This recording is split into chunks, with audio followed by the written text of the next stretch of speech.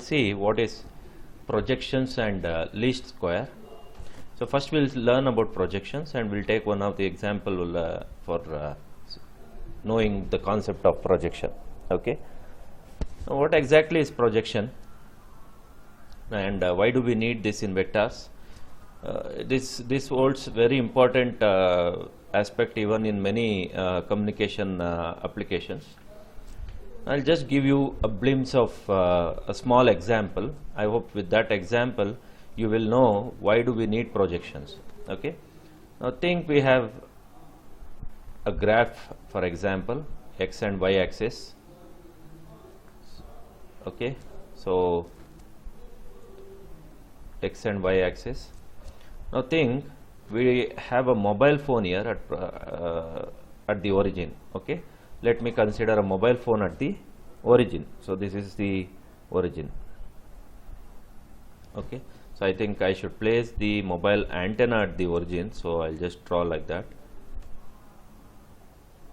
So let me take a mobile phone where an antenna is facing at the origin. Now what I do is this antenna, let me consider it's a dipole antenna. Okay, can only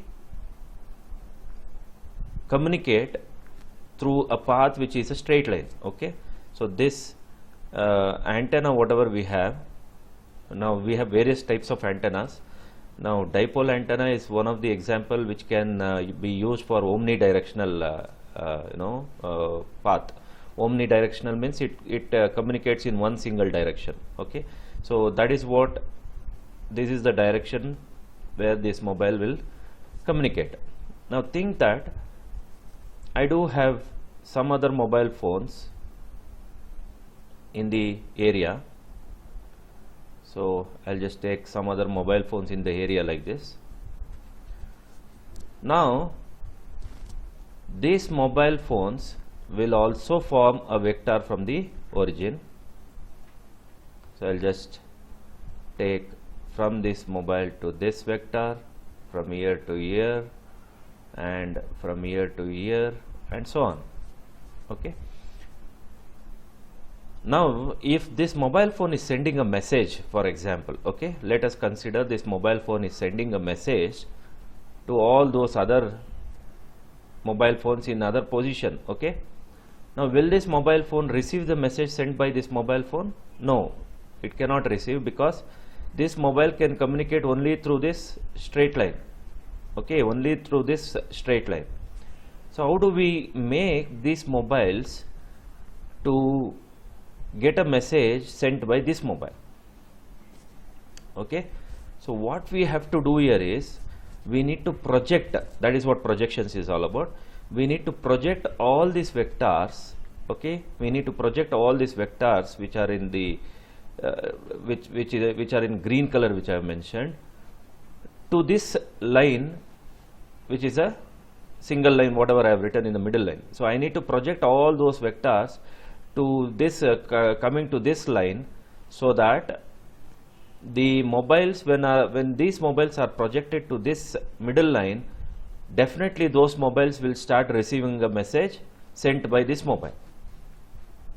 Okay, so I hope this example is clear to you. A mobile phone is sending a message and it can communicate only through this path, whereas all other mobile phones are in a different path.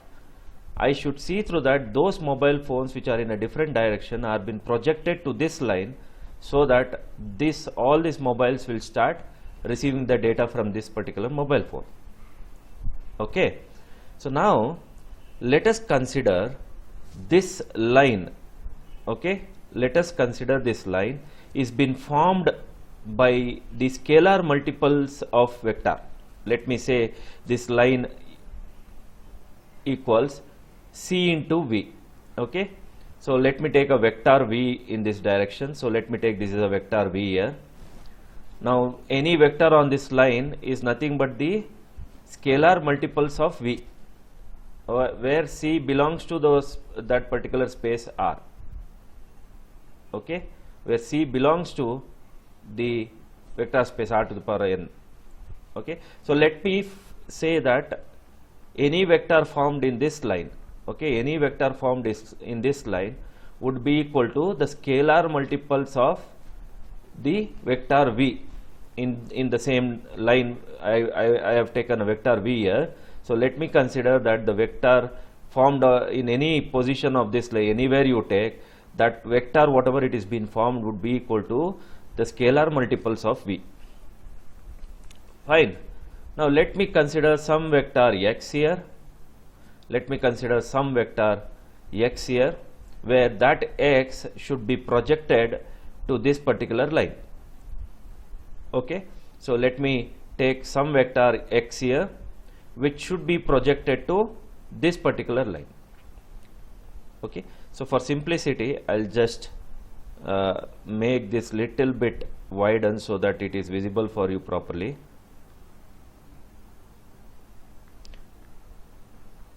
So I'll just take a vector which is little bit in this way. Okay. So let me consider this is the x vector somewhere here. Okay. How do you project? How do you project the x vector onto this middle line? So what I do is I'll try to draw a line from that x vector which meets to this middle line. Okay. So therefore, whatever the vector that is been formed here, that would be a line which is that would be a vector which is a projected vector. So I'll say this is projected vector. So I'll say this is projection of x on line L. I'll say this is projection of vector x over a line L, over a line L. Okay. Now if you see properly, if you carefully observe this diagram, can we say that the projected vector whatever we have got is perpendicular to the vector x, right? So when I draw this line, I would say the vector which is been formed, which is a projected vector, will definitely lie perpendicular to the vector x. Now anywhere you take, any vector x you take, if you draw a line meeting that x and the line that we have in the middle part, which is formed because of the scalar multiples of the vector v, that will definitely lie in perpendicular to the line L. So if I take vector here for example, so if I draw a line here and then if I draw a line here, now this would be a projected vector, and definitely this line when I draw this becomes a perpendicular to that particular vector which is been projected. Okay. So therefore the projected vector would lie in perpendicular to x vector. It means what is perpendicular? When I say it is perpendicular, then they both are orthogonal to each other, right? When I say perpendicular, then the vectors are orthogonal to each other. Vectors are orthogonal to each other. So therefore I would say the vector x and the projected vector would be both orthogonal to each other. Okay. Now what would be the value of this line? Value of this line will definitely be x vector minus projected vector over a line L. Now why it is x vector minus projected projection of x vector? Now if you add this with the projected vector, definitely you get a x vector. Now if you add this with the projected vector, what will I get? I will come back to x vector. Therefore this line whatever I have, which is drawn perpendicular to the projected vector, will have x vector minus projected L, projection of x vector over a line L. Okay. So therefore this would be what? X vector minus projection of x vector over a line L. Okay. Now let me have some mathematical concepts here. So the projected vector x over a line L is some vector, because we need to calculate this vector. So it is some vector which is in L, is orthogonal, right? I said it is perpendicular, so it is orthogonal to, what is the orthogonal here? Orthogonality, it is definitely orthogonal to this line also, because this is perpendicular, so 90 degree. So therefore orthogonal to x vector minus projected L x vector. Okay, so therefore this x vector minus projected L of x vector is definitely orthogonal to the projected line. Okay, so now this projected L of x vector can definitely be equal to some scalar element multiplied by the v vector, because anywhere you take in this line, either it is projected or any vector you take in this line, that will definitely be c into v, right? C into v vector. Okay, so now therefore what we can say, projected L of x vector equals c into v vector, because any vector you take in this line, that would be definitely be equal to the scalar multiples of the vector v. Therefore I can say that the projected vector is also equal to some scalar element c multiplied by v vector. Okay, now therefore this equation if I take, I would say x vector minus this c into v vector.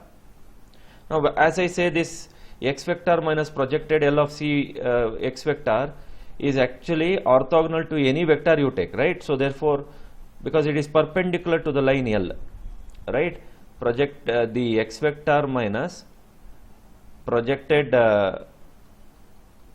projection of x vector over a line L will be orthogonal to, that will be orthogonal to any vector in L, any vector in L. Therefore I would say x vector minus projected of x vector, which is written as c into v vector multiplied by v vector equals 0, because anything you multiply by the vector, that should be equal to 0, then only the orthogonal process will holds good, right? This we know already, we know how the orthogonal concept is all about. Now you multiply dot product, so we use here dot product. So dot product knowledge we use, therefore what do we get? We say x vector dot v vector minus c into v vector dot v vector equals 0. I am just dot producting this v vector to this particular vectors, whatever I have. So what I can say? I would say x vector into v vector equals c into v vector into v vector. So therefore my scalar element c would be equal to x vector into v vector divided by v vector into v vector. Okay, now we all know that the projection of x vector over a line L is actually equal to some scalar element multiplied by v vector. Therefore we substitute this c over here.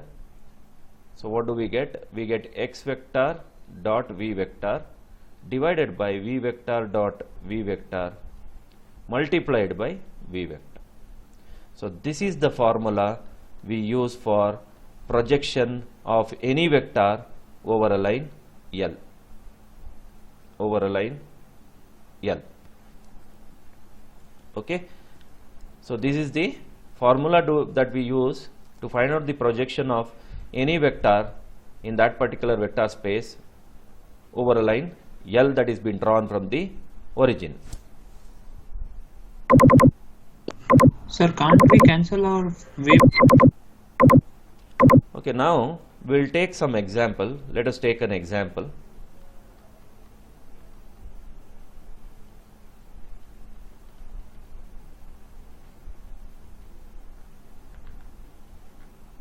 Okay, let us consider a line L which equals a scalar multiple of C with the vector 2 1, where C belongs to R. So this is the question which is been given, and they have given a vector x also, which is equal to 2 and 3. Now you need to find out what is the projection of this particular vector x vector. Okay, we need to find what is projection of x vector over a line L. We need to find out this. Okay, so therefore let us go and work out with this particular projection now. Now let me draw a graph. So this is the graph. So we will point out this vector 2 times v over a line L. Now this is the line L. Now this is 1 and 2 and this is 1. So therefore we'll see that, so this is where the line comes. So this is the vector point, and I would say this is my vector v. Okay, this is the vector v.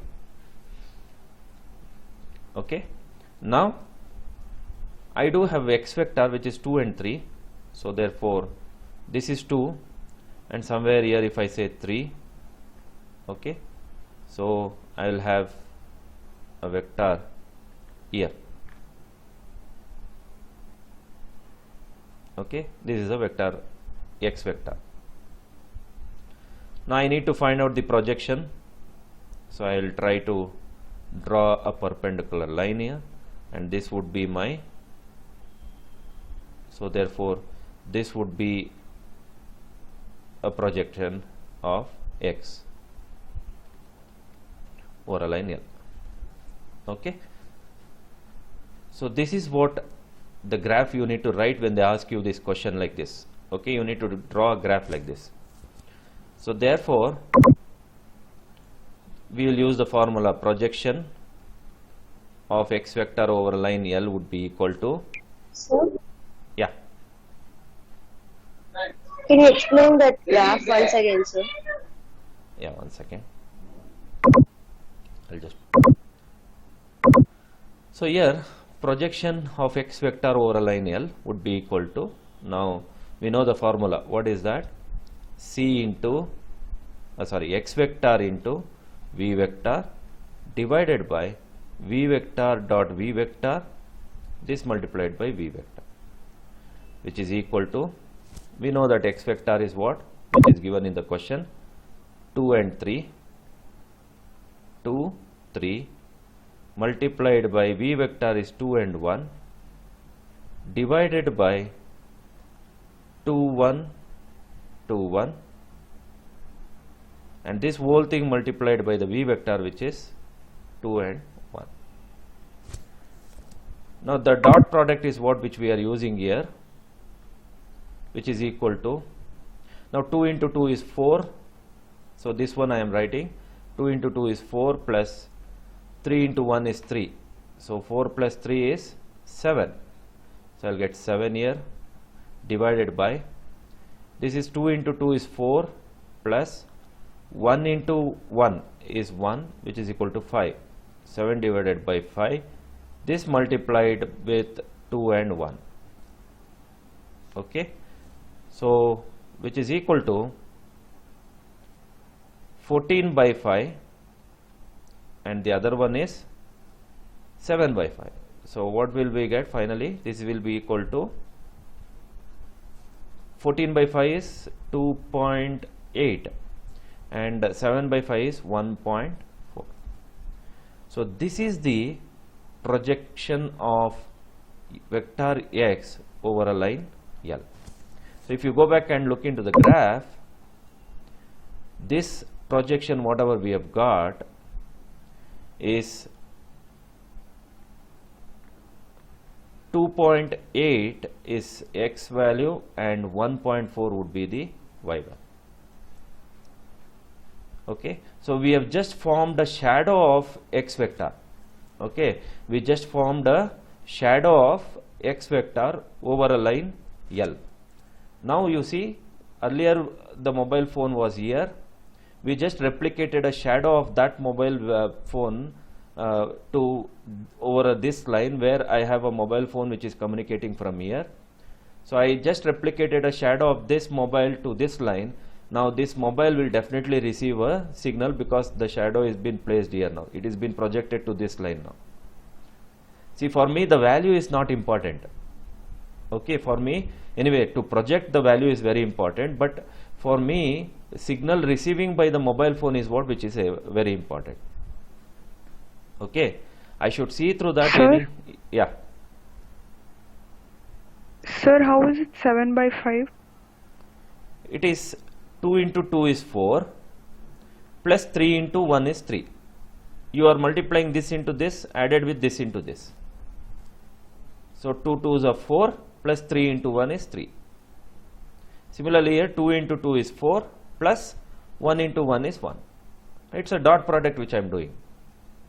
Normally you will have 2 comma 3 dot 2 comma 1. If you say 2 into 2 is 4 plus 3 into 1 is 3, which is equal to 7. I have just written in this time in the form of vector, that's it. Understood? Yes, sir. Okay. So the projection is clear. We have found 2.8 and 1.4, which will definitely lie on this particular line now. Okay. So any vector, let it be anywhere, but you are going to project it into a line where it is perpendicular to that particular vector. Now you might ask me, sir, think it is very far. If the vector is very far, how will we do that? Now it's just, let me replicate with the mobile only. Now any area will always have a single base station. Okay. So that base station job is to cover an area. Okay, cover an area mobile phones. So therefore this would be a base station which can cover certain vectors in this particular vector space. Now, if I have any other vector,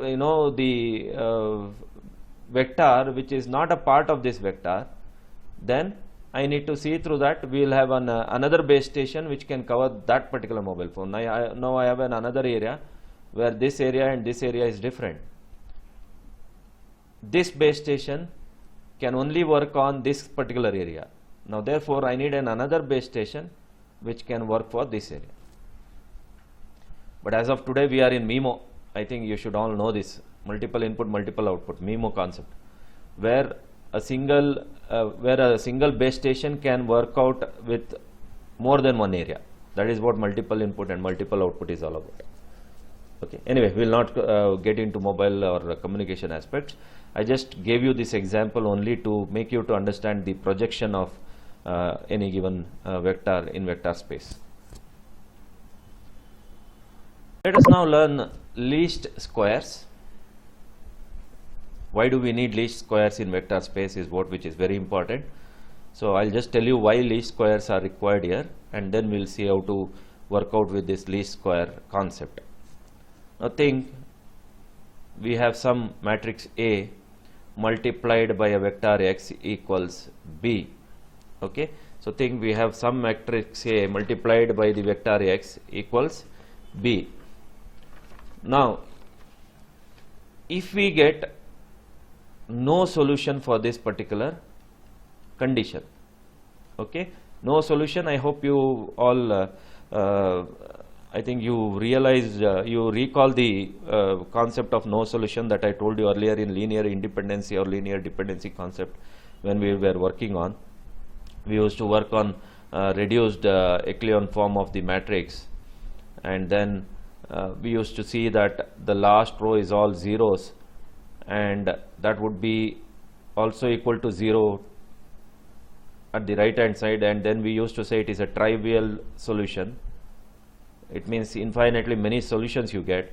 Now if you have all zeros here, and in this side if you say 2 for example, where 0 is not equal to 2, then we used to say there is no solution for this particular matrix A that is been taken. I think if you remember that.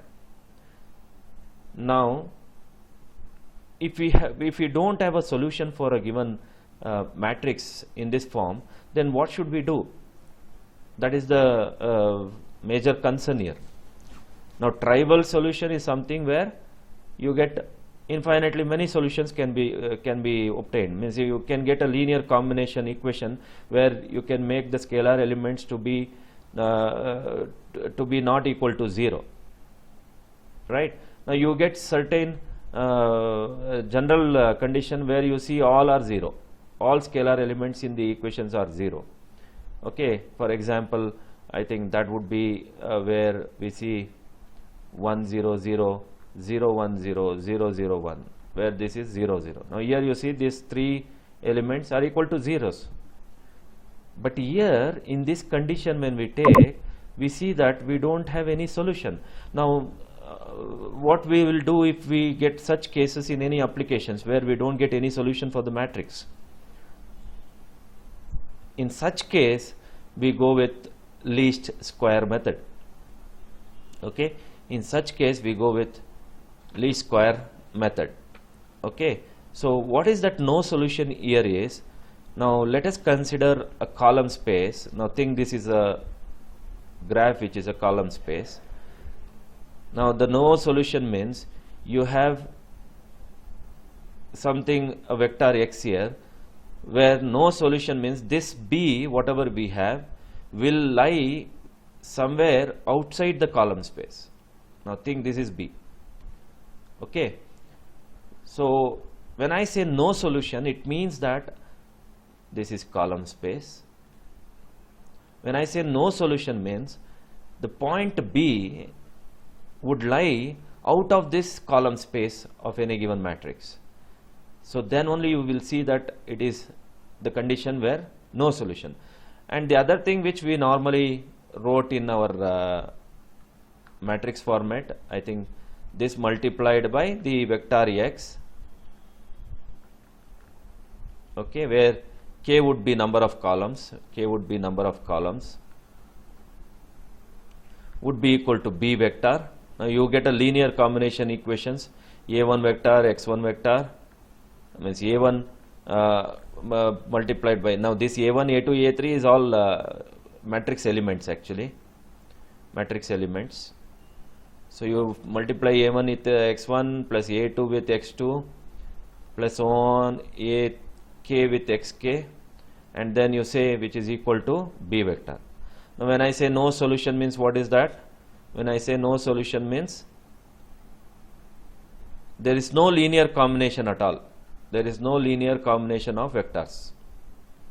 There is no linear combination of vectors at all.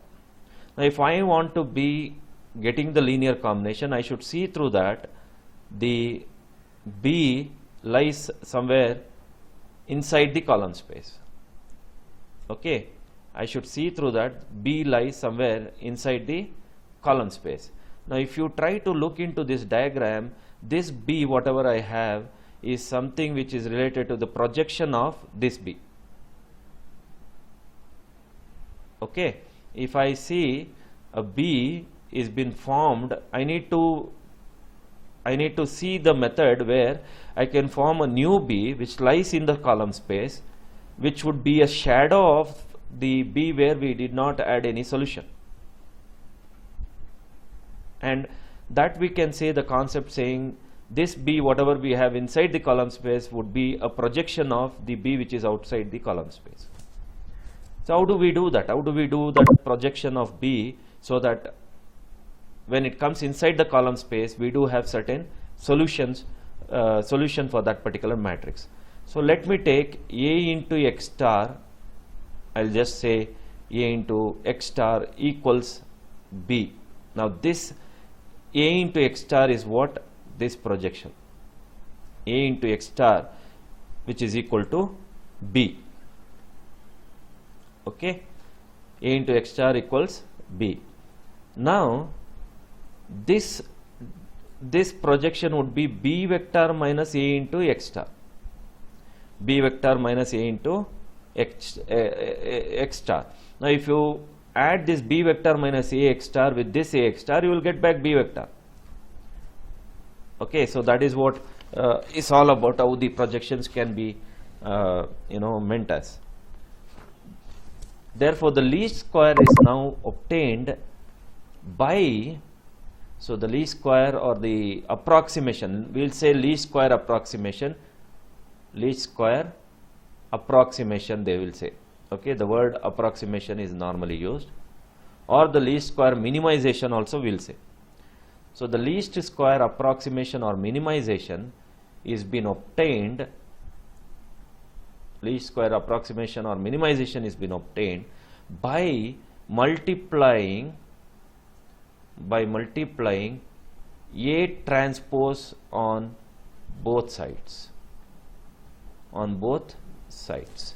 So therefore, I will be getting A transpose into A into X star would be equal to A transpose into B. Okay, A transpose into A into X star. So let me say this is X vector star equals A transpose into B. Now this would be the formula which is used to find out the solution for those matrices which we don't get any solution by doing the reduced Euclidean form matrix, whatever we do. Okay. So I think this formula is what related to the least square approximation or minimization technique to find out the solution for Ax is equal to B when you get no solution condition. Okay, let us take an example for this. So I do have a small example which we can cover.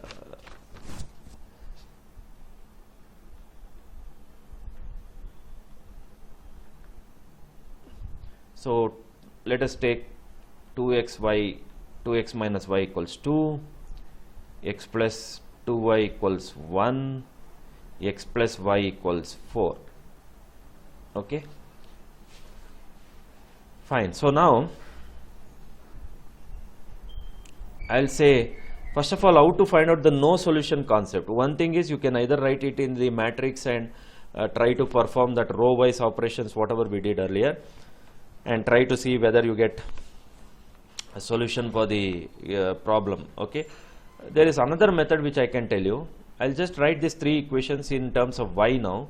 So I'll say, if from the first equation I would say y is equal to minus 2x, so minus y equals minus 2x plus 2. Second equation is 2y equals 1 minus x, therefore y would be equal to 1 by 2 minus x by 2. And the third equation, so this can be what, y equals minus half times x plus half. Then the third equation would be y equals 4 minus x, or y equals x minus x plus 4.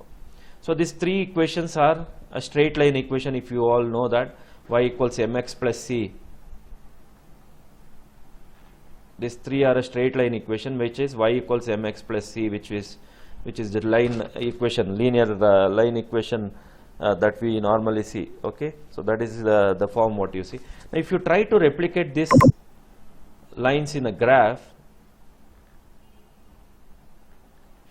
okay, if you try to replicate these lines in a graph, somewhere the first line looks like this. So this is minus y. I'm just drawing roughly. You can try to put the coordinates x and y value and try to draw a line. Minus y minus 2x plus 2, and the other line would be in this way. Okay, the third line would normally come in this way, for example. I'm just drawing it roughly. Okay, so this would be a 3 line,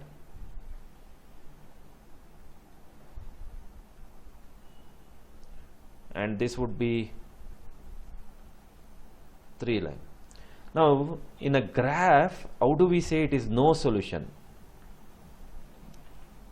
Okay, so this can happen when you have 2 variables. If you have 3 variables, I think matrix method is always good, but here I have only x and y, 2 variables. So I just thought of telling you to write a graph with taking different coordinates of x and y and draw a line.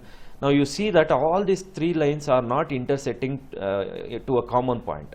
You don't have all three lines intersecting like this, a common point. Okay, two different lines might be meeting, but you don't see all three lines forming like this, 2, 3. A common point is not there for all three lines. So therefore, when you don't get a common point for all three lines, then we say it is no solution. Okay, then we say it is no solution. Or else we can also say that matrix form, right? 2 minus 1, 1, 2, 1, 1, and then you write the augmented matrix, right? 2, 1, 4, and then you try to find out REF of this particular matrix, and then you will see the last row will be 0, 0, and some element will be there here, and you say there is no solution. That is also possible in this particular example. So what should I do? So what should I do if I get such case? So in such case, what I do is I will take A transpose into X star, sorry, A transpose into A into X star equals A transpose into B. Now we know the matrix of the given question is what? 2, 1, 1 minus 1, 2, 1,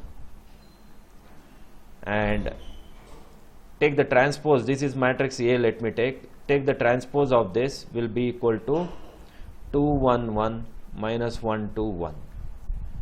Okay, so I'll just put that now in this particular equations. So if I take A transpose into A, what will I get? A transpose into A, if I see 2, 1, 1 minus 1, 2, 1 multiplied by 2, 1, 1 minus 1, 2, 1. So I'll be getting 2, 4 plus 1 into 1, 1 plus 1 into 1. So I get 4 plus 1 plus 1 is 6. 2 into minus 1 is minus 2 plus 2 plus 1. So it is 1. Minus 1 into 2 is minus 2 plus 2. 2 into minus 1 into 2 is 2. Minus 2 plus 2, 0. So 1 you get. So here minus 1 into minus 1 is plus 1 plus 4 plus 1, which is 6. So you got 6, 1, 1, 6 is A transpose into A.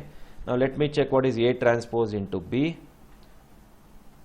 2, 1, 1 minus 1, 2, 1 multiplied by B would be what? B is the right hand side term which we had, 2, 1, 4.